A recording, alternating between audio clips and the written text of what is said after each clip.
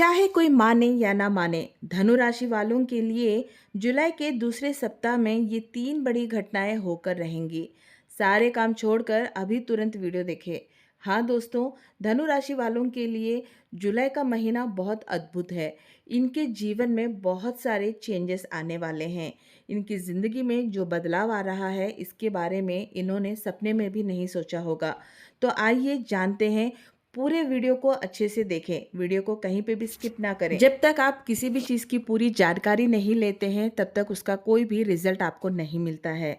दोस्तों, अगर आप हमारे चैनल में पहली बार आए हैं तो ज़रूर हमारे चैनल को लाइक करें, सब्सक्राइब करें, बेल आइकन को दबाकर ऑल करके क्लिक करें, जिससे जितने भी हम डिवोशनल वीडियोस यहाँ पर डालेंगे तुरंत आपके पास वो नोटिफिकेशन के तौर पर आ जाएंगे। अब देरी ना करते हुए वीडियो में चलते हैं। धनु राशि वालों का हमेशा एक ही चीज़ रहता है, वो अपनी तरफ से बहुत कोशिश करते हैं, हर काम को करने की कोशिश करते हैं और पूरे मन के साथ करते हैं। लेकिन कहीं ना कहीं उनका भाग्य इतना चमकता नहीं जितना उनको करना चाहिए, और जितना वो मेहनत करते हैं उस हिसाब से उनको उस चीज़ का फल भी नहीं मिलता है। तो अगर हम देखें तो ये जुलाई का महीना आपके लिए बहुत अद्भुत है, लेकिन यहाँ पर आपको कुछ चीज़ों की सावधानी बरतनी होगी। जुलाई के दूसरे सप्ताह से आपके ग्रह गोचर जो हैं वो थोड़े से बदलाव हैं, और वो जो शुक्र है, कुछ है, ये आपके चौथे और छठे घर में रहने की वजह से आपको कुछ परेशानियों का सामना करना पड़ेगा। लेकिन जिस तरह से हम बता रहे हैं, अगर उस तरह से आप करना शुरू कर दोगे तो आप बहुत ज़्यादा गलतियां करने से रुकोगे, और साथ ही साथ अच्छा काम कर रहे हो तो आपके ग्रह गोचर भी उसका प्रभाव उतना नहीं पड़ेगा जितना पड़ना चाहिए, और आपका काम बहुत ईजी तरीके से सॉल्व होता हुआ चला जाएगा। तो दोस्तों, अगर आप नौकरी करते हैं तो आपको सावधानी ये बरतनी है कि आपको अपना काम अपने से ही करना है, यानी कि आपके जो सहकर्मचारी हैं उनके साथ अपने काम को बांटना नहीं है। अगर आपके ऑफिस में कोई और आपके साथ काम कर रहा हो तो आपको अपना काम उसको सौंपना बिल्कुल भी नहीं है। अगर आप उसको अपना काम सौंपोगे तो पूरी मेहनत आपकी होगी, लेकिन उस काम का श्रेय जो है वो पूरा वो साथी वाले इंसान के पास चला जाएगा। आपके जो ग्रह गोचर इस तरह से हैं कि अगर आप कोई भी काम किसी के साथ मिलकर अगर अभी करते हैं तो उसका पूरा श्रेय जो है वो सामने वाले के पास जाएगा और आपको इसका श्रेय नहीं मिलेगा। तो इन चीज़ों का ध्यान बहुत रखें कि आप अगर नौकरी का काम कर रहे हैं, किसी दफ्तर में कर रहे हैं, या फिर आप कहीं और पर बिजनेस कर रहे हैं, तो अपने निर्णय खुद लेना शुरू करो और अपना काम खुद से ही शुरू करके ख़त्म करके घर जाओ। नहीं तो उसका पूरा श्रेय जिनके साथ आप बैठ के इस काम को बांट रहे हो उन तक चला जाएगा। आपको इसका बिल्कुल भी श्रेय नहीं मिलेगा। अगर इन 10 दिनों के अंदर, यानी कि आने वाले अगले सप्ताह के 10 दिनों के अंदर आप संभल जाते हैं, तो आपको कोई भी कुछ नहीं कर सकता और आपका बाल भी बांका नहीं होगा। इतने अच्छे से आपका समय शुरू हो जाएगा। तो बस आपको इतना ही करना है। ऑफिस के जितने भी लोग हैं उनके तरफ से भी आपको बहुत संभल कर रहना है। आपको अपने ज़बान पे कंट्रोल रखना है, उन लोगों से बहुत ही पोलाइटली बात करनी है। साथ ही साथ आपके पिता के तरफ के जो रिश्तेदार हैं उनसे भी आपको संभल के रहना है। अगर आप अपने ऑफिस के कर्मचारियों के और अपने पिता के तरफ के संबंधी लोगों से अगर आप थोड़ा सा संभल कर रहते हैं इन 10 दिनों में, तो आप बस ऐसे सक्सेस की ओर भागोगे कि आपको कोई हाथ पकड़ के क्या रोकना चाहेगा तो भी नहीं रोक पाएगा। इतना आपके पीछे जो है सक्सेस भागता हुआ चला आएगा। दोस्तों, कई बार ऐसा होता है कि हम कभी किसी का बुरा नहीं चाहते हैं, हम हमेशा सबके साथ अच्छे से ही रहते हैं, लेकिन हमारे ग्रह गोचर कुछ इस तरह से होते हैं जिस वजह से हर कोई जो चीज़ वहाँ नहीं भी हुई होती है उसके बारे में हम लोगों को गलत समझने लगते हैं, और लोगों के मन में हमारे लिए बहुत सारी गलतफहमियां जो होती हैं वो पलनी शुरू हो जाती हैं। तो आपका ग्रह गोचर अभी इसी तरह सा है कि अगर आप बहुत कम लोगों से बात करेंगे, लोगों के साथ भी रहेंगे, फिर भी लोगों को आपने कुछ नहीं कहा लेकिन आपको सारे लोग गलत समझने लगेंगे। इसलिए आप अपने ग्रह गोचर के हिसाब से लोगों से जितना ज़्यादा इन 10 दिनों तक आप कम बोलचाल करेंगे और बहुत अपनी मर्यादा में रहेंगे, तो आपके ऊपर किसी भी तरह की गलतफहमियां लोगों को पालने के लिए कोई अवकाश ही नहीं मिलेगा। दूसरी बात, आपको सबसे ज़्यादा सावधानी बरतनी है अपनी सेहत को लेकर। आप लोगों को इस बीच में आँखों से रिलेटेड और दिल से संबंधित कोई भी प्रॉब्लम होती है तो तुरंत आप उसकी जाँच कराएँ। क्यों? क्योंकि छोटी-छोटी चीज़ें भी कई बार बहुत बड़ी-बड़ी चीज़ों को जो है वो पनपने लगता है और सेहत जो है वो ख़राब हो जाती है। तो आपको इस समय अपनी आँखों से और दिल से रिलेटेड कोई भी प्रॉब्लम लगती है, बिल्कुल भी लापरवाह ना करें और तुरंत जो है आप हॉस्पिटल जाकर अपना चेकअप कराएँ। आपके ग्रह गोचर अच्छे रहें इसके लिए आपको रोज़ाना सूर्य देव का जाप करना है, क्योंकि जिस तरह के आपके ग्रह चल रहे हैं उसमें सूर्य देव का बहुत बड़ा हाथ रहेगा। अगर आप सुबह उठते ही सूर्य भगवान को देखेंगे, उनको जल चढ़ाएँगे और उनका जप करेंगे तो आपको बहुत अच्छा रहेगा। और साथ ही साथ आपको ओम नमो भगवते वासुदेवाय नमः का पाठ भी करना है।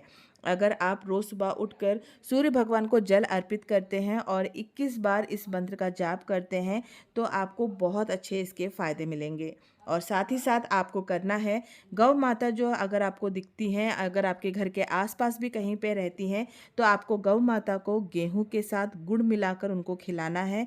नहीं तो कम से कम आप जो है गेहूं की रोटी बनाकर उस रोटी के साथ गुड़ को मिलाकर उनको दें तो भी आपके बहुत ज़्यादा जो ग्रह हैं जो कि अभी थोड़े से बिगड़े हुए चल रहे हैं वो एकदम अच्छे होने शुरू हो जाएंगे। अगर आप कहीं सिटी में रहते हो और आपके पास गौ माता कहीं पर भी आपको नहीं दिख रही हैं तो फिर आप ये गेहूं और जो गुड़ है इसको पंडित जी को भी मंदिर में जाकर दान करके आ सकते हैं। ऐसे करने से भी आपके ग्रह बहुत अच्छे हो जाएंगे। साथ ही साथ सूर्य देव का आशीर्वाद आप पे बना रहे इसके लिए आपने करना है, विष्णु भगवान के मंदिर जाना है और उनका पूजा अर्चन भी करना है। अगर आपके पास इतना समय नहीं है, आपके घर के आसपास कहीं पर भी विष्णु भगवान का मंदिर नहीं है तो आप अपने खुद के घर में भी विष्णु भगवान की तस्वीर लगाकर उनसे पूजा अर्चना कर सकते हैं।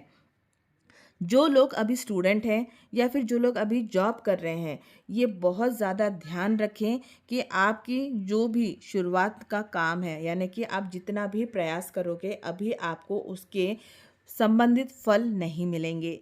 जिस तरह का आपका भी ग्रह गोचर चल रहा है उसमें जितना ज़्यादा आप मन लगाकर पढ़ाई कर रहे हो या फिर नौकरी की तलाश कर रहे हो, आपको उसके हिसाब से फल नहीं मिलेगा।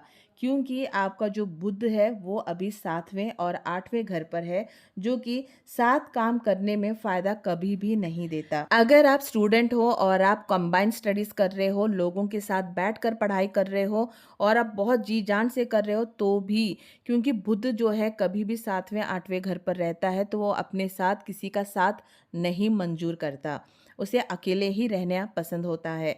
तो आप अभी कोई भी काम कर रहे हैं, पढ़ाई कर रहे हैं तो आप आने वाले इन 10 दिनों में कभी भी लोगों के साथ मिलकर, चाहे वो पढ़ाई हो, नौकरी हो, बिजनेस हो, उसको ना करें। ऐसे करने से आप जी जान लगा देंगे लेकिन उसका कोई भी असर या उसका रिजल्ट आपको नहीं आएगा। और इसके साथ आपको अपना बुद्ध को अच्छा करना है तो आपने करना यहाँ पर यह है कि गणपति जी का आराधना करना है, उनको दुर्वा चढ़ाना है। दुर्वा का मतलब दूबा घास होता है, उसे हम दूबा घास भी कहते हैं। इसे आप ले जाकर मंदिर में आराम से चढ़ाकर आ सकते हैं। अगर आप मंदिर नहीं जा पा रहे हैं तो आप घर में भी अपने गणपति जी का जो फोटो होता है या फिर उनकी मूर्ति होती है उस पे आप दुर्वा चढ़ा सकते हैं और गणपति जी का जप कर सकते हैं। इससे भी आपको बहुत ज़्यादा फायदा मिलेगा। साथ ही आपका जो कुज है वो छठे घर में है, जिस वजह से धनु राशि वालों का भाग्य चमकने वाला है। आप लोग प्रॉपर्टी खरीदने वाले हैं। बहुत ज़्यादा आसार दिख रहे हैं कि जब से बहुत टाइम से जो आप प्रॉपर्टी खरीदना चाह रहे थे या फिर आप कोई जगह देख रहे थे, खेत देख रहे थे या घर देख रहे थे, जो आप अभी तक खरीदने के आसार में थे लेकिन किसी न किसी वजह से उसमें रुकावट आ रही थी, तो अब वो सारी चीज़ें जो है हट जाएंगी और आप बहुत ज़्यादा जो है इसके करीब हैं अपने सपनों को साकार करने में और अपने मन पसंदीदा प्रॉपर्टी को खरीदने में।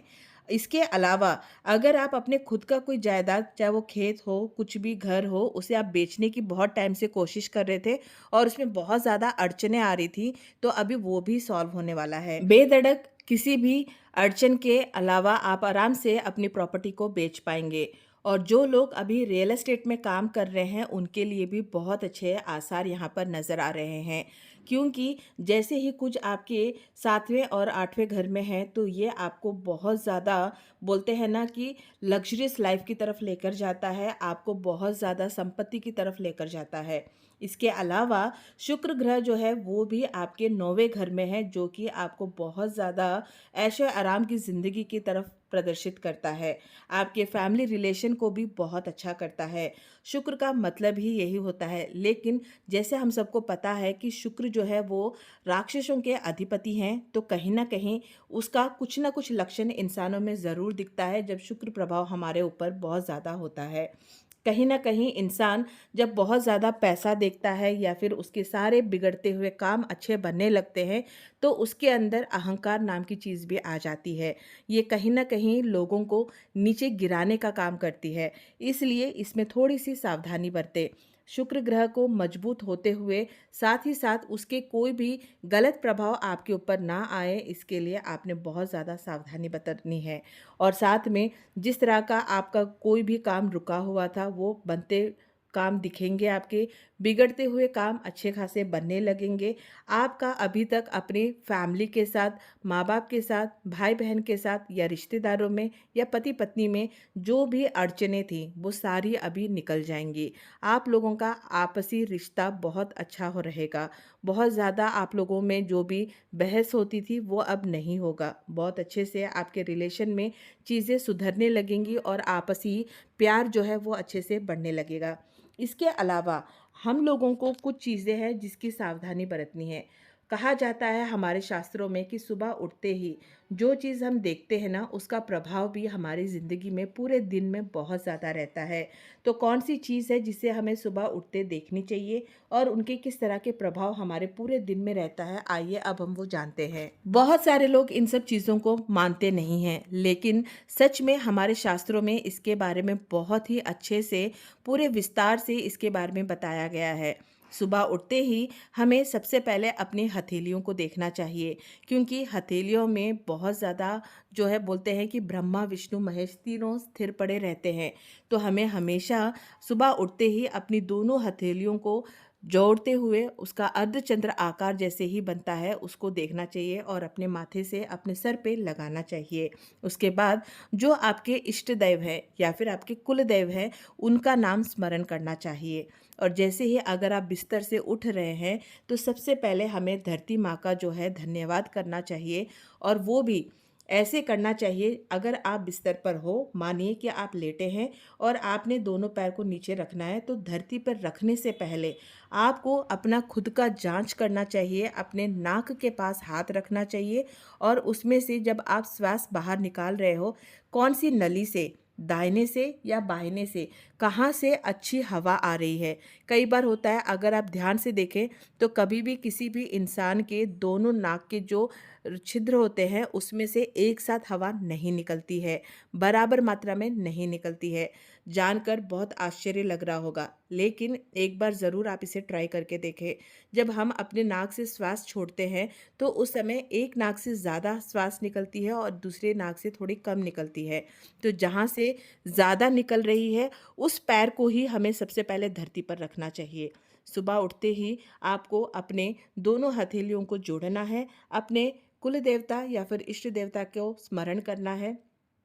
उसके बाद आपके जिस नाली से, जिस नल उसमें से हवा ज़्यादा बाहर निकल रही है, उस पैर को पहले धरती पर रखकर फिर दूसरा पैर रखना है और धरती माँ को तहे दिल से शुक्रिया अदा करना चाहिए कि आप हमारा भार जो है वो ढो रही हैं, इसके लिए हम आपके कृतज्ञ हैं।